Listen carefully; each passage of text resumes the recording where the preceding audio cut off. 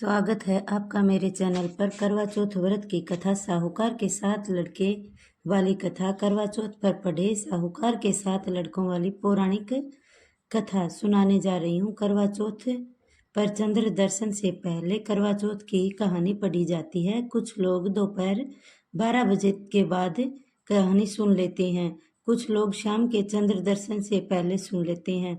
कथा सुनने से पहले अगर आपने अपना चैनल सब्सक्राइब और लाइक कर लीजिएगा, बेल आइकन भी दबाइएगा। कार्तिक मास के कृष्ण पक्ष की चंद्रोदय व्यापिनी चतुर्थी के दिन करवा का व्रत किया जाता है।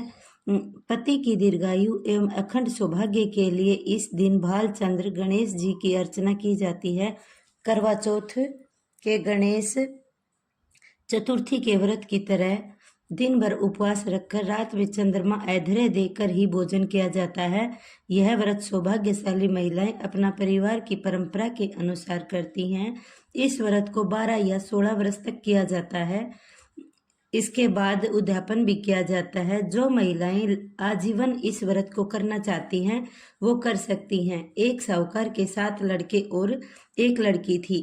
सेठानी सहित उसकी बहुओं और बेटियों ने करवा का व्रत रखा। रात्रि को साहूकार से बेटे भोजन करने लगे। उन्होंने अपनी बहन से भोजन के लिए कहा। इस पर बहन ने बताया कि आज मेरा व्रत है और वह खाना चंद्रमा को ऐधर्य देकर ही खा सकती है।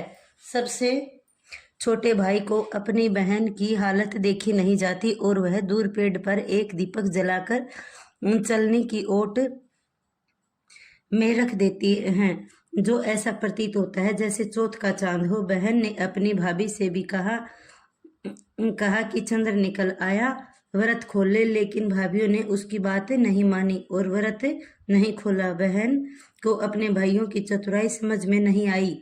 उसे देख कर वह उसे ऐधर्य देकर खाने का निवाला खा लिया। जैसे ही उसने पहला टुकड़ा मुंह में डाला तो उसने छींक आ गई। दूसरा टुकड़ा मुंह में डाला तो उसके में बाल आ गया। तीसरा टुकड़ा मुंह में डालती है तो उसके पति की मृत्यु का समाचार उसे मिलता है। वह बेहद दुखी हो जाती है।